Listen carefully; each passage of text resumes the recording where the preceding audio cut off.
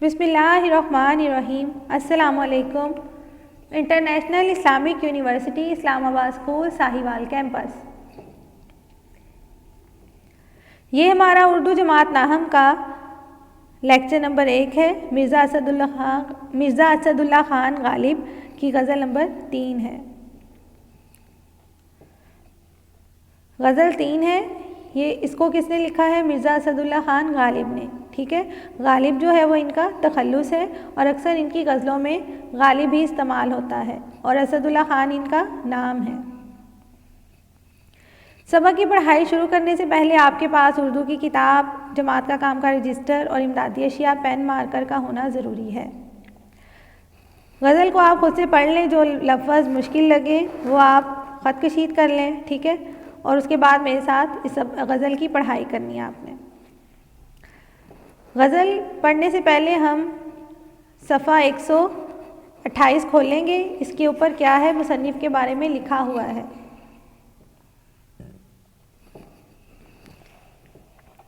हाँ जी, सफ़ा 128 खोलें। मिर्ज़ा असदुल्ला ख़ान गालिब। असल नाम जो है वो असदुल्ला ख़ान और गालिब तखल्लुस जो है इनका गालिब है। गालिब जो है वो आगरा में पैदा हुए हैं। इनके वालिद का नाम अब्दुल्ला बेग था। गालिब की उम्र 5 साल की थी कि उनके वालिद एक लड़ाई में मारे गए। वालिद के इंतकाल के बाद मिर्ज़ा की परवरिश उनके चचा नसरुल्ला बेग के सुपुर्द हुई, जो अंग्रेज़ी फ़ौज में मुलाजिम थे। वो भी जल्द ही इंतकाल कर गए तो ये अपनी वालदा के साथ दिल्ली आ गए। बचपन में उन्होंने शेख मुअज़्ज़िम से तालीम पाई। बाद में उन्होंने अब्दुस समद से फ़ारसी में महारत हासिल की। दिल्ली में 13 बरस की उम्र में इनकी शादी नवाब इलाही बख्श मारूफ की बेटी से हुई। मिर्ज़ा गालिब को पेंशन मिली थी, जिसके इजाफे के लिए उन्होंने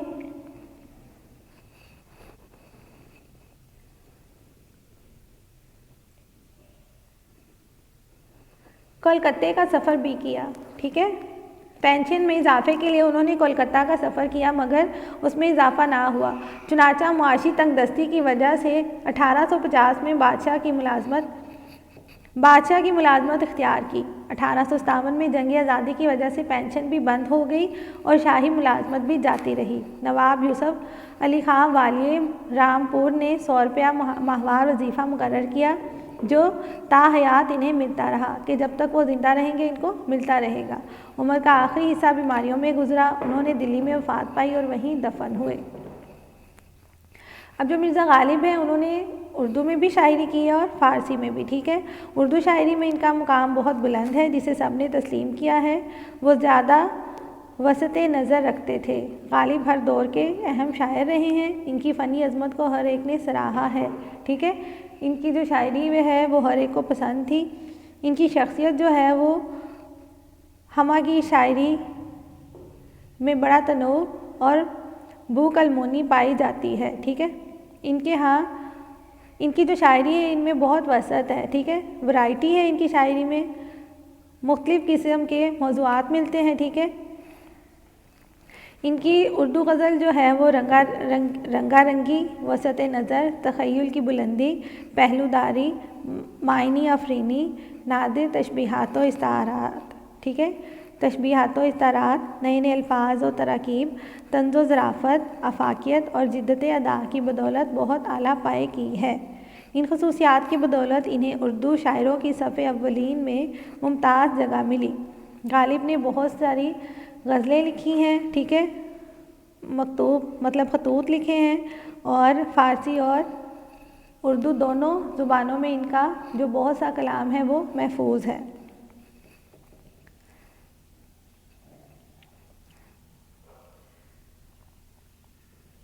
हाँ जी, गालिब जो हैं वो, गालिब के बारे में एक बहुत अच्छा शेर है मुझे जो याद आ रहा है और भी दुनिया में सुखनवर बहुत अच्छे हैं, और भी दुनिया में सुखनवर बहुत अच्छे, कहते हैं कि गालिब का है अंदाज़े बयां। और गालिब का जो अंदाज़े बयां है वो सबसे मुख्तलिफ है। गालिब के बारे में कहा जाता है कि जहाँ पे गालिब को जो है वो किसी दूसरे का अंदाज़ पसंद नहीं आता था, वो हमेशा अपने लिए अलग रास्ता चुनते थे जो सबसे मुख्तलिफ होता था। गालिब जो है वो मायानाज़ शायर भी हैं, जिद्दत अदा के इमाम भी हैं और मकतूब निगार भी हैं।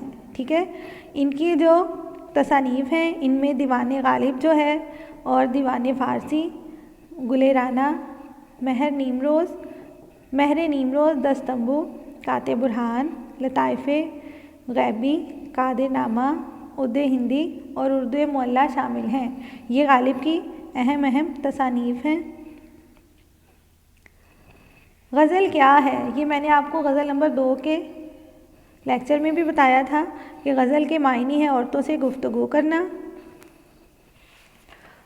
और उसके बाद है शिकार के वक्त हिरन के मुंह से जो दर्द आवाज़ निकलती है, जब शिकारी उसको घेर लेते हैं तो उसके मुंह से जो दर्दनाक आवाज़ निकलती है उसको भी गज़ल कहते हैं। ठीक है, गज़ल का पहला शेर जो है जिसमें काफ़िया और रदीफ़ होता है उसको मतला कहते हैं। ठीक है, अब जैसे है गालिब की गज़ल का पहला शेर है, दिले नादां तुझे हुआ क्या है, दिले नादां तुझे हुआ क्या है, आखिर इस दर्द की दवा क्या है। ठीक है, हवा, हुआ और दवा, हुआ दवा काफिया है और क्या है, रदीफ है।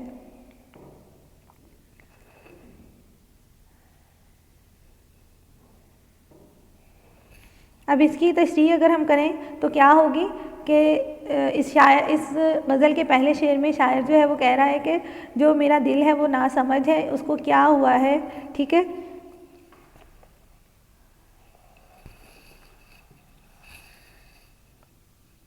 इसमें गालिब जो है वो खुद ही से सवाल कर रहा है कि उस बीमारी दर्द मोहब्बत में मुब्तला हो गया है। ठीक है, जिसकी अभी तक कोई दवा ही ईजाद नहीं हुई।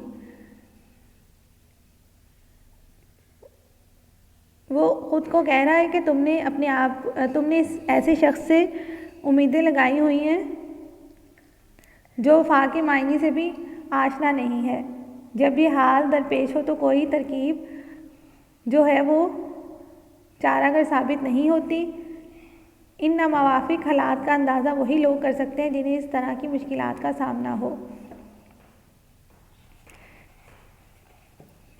दिले नादां तुझे हुआ क्या है, आखिर इस दर्द की दवा क्या है। ठीक है, कि जो मेरा दिल है वो नासमझ है, उसको वो खुद से ही पूछ रहा है कि तुम्हें क्या हुआ है। ठीक है, वो फिर कहता है कि इस दर्द की दवा क्या है। ठीक है, दरअसल जो शख्स मोहब्बत के आर्ज़े में मुब्तला हो जाता है तो दुख और तकलीफ़ें इसका मुकद्दर बन जाती हैं। जैसे जैसे वक्त गुजरता जाता है इसके दुखों में इजाफा हो जाता है, इसका जीना हराम हो जाता है और इंतहाई करबनाक ज़िंदगी गुजारने पर मजबूर हो जाता है। परेशानी, उदासी और बेबसी इसका मुकद्दर बन जाती है। गालिब अपने ही दिल से मुखातिब होकर कहता है कि ए दिले नादां तुझे क्या हो गया है, तू हर वक्त गमज़दा और उदास रहता है। तेरी इस उदासी ने मुझे भी अफसरदा और गमज़दा कर रखा है। तू ही बता कि आखिर इस दर्द का क्या इलाज है, ताकि मैं इलाज करा के सुकून के लम्हात बसर कर सकूं। हालांकि शायर बखूबी जानता है कि इसकी हालत का ज़िम्मेदार इसका संगदिल महबूब है, क्योंकि महबूब की मुलाकात से कबल इसकी ज़िंदगी में इतने गम और दुख नहीं थे। महबूब से मुलाकात के बाद तो इसके दिन रात का सुकून और चैन जो है वो ख़त्म हो गया है। ठीक है, आपने बाकी इसी तरह इन अशार की मफ़हूम लिखना है और इसकी तशरीह भी करनी है। हम हैं मुश्ताक और वो बेजार, हम हैं मुश्ताक और वो बेजार, या इलाही ये माजरा क्या है। मुश्ताक का मतलब होता है शौकीन और बेजार का मायने है उकता जाना। फिर है मैं भी मुंह में ज़ुबान रखता हूँ, काश पूछोगे मुद्दा क्या है। मुद्दा मायने मकसद। हमको उनसे वफ़ा की है उम्मीद, जो नहीं जानते वफ़ा क्या है। हाँ भला कर तेरा भला होगा, हाँ भला कर तेरा भला होगा, और दरवेश की सदा क्या है। जान तुम पर निसार करता हूँ, मैं नहीं जानता दुआ क्या है। मैंने माना कि कुछ नहीं गालिब, मुफ्त हाथ आए तो बुरा क्या है। अब इसमें गालिब अपना तखल्लुस इस्तेमाल कर रहा है। ठीक है, गज़ल का वो आखिरी शेर जिसमें शायर अपना तखल्लुस इस्तेमाल करे उसको मक्ता कहते हैं। ठीक है, आपने इन तमाम अशार की तशरीह लिखनी है। ठीक है, जमात का काम के रजिस्टर के ऊपर, और साथ साथ मायनी और इसका मफ़हूम भी लिखना है। घर का काम क्या है कि आपने इनका मफ़हूम और तशरीह लिखनी है। और गज़ल की मश्क 1 सवालात के जवाबात हैं, मश्क 2 मायनी है और जुमले हैं, मश्क 3 जो है वो है कि इस गज़ल के दूसरे शेर में मुश्ताक और बेजार के अल्फाज आए हैं, ये मानवी एतबार से एक दूसरे की ज़िद है, मतलब मुतज़ाद है। आपने इन अल्फाज के मुतज़ाद लिखने हैं। और मश्क 4 में आपने इराब लगाने हैं। और मश्क 5 जो है वो आपने इस गज़ल में से काफ़िए ढूंढने हैं, ठीक है। काफ़िए वो अल्फाज होते हैं जो हम आवाज़ हों, ठीक है ये। और मश्क 8 में मुज़क्कर मुअन्नस है।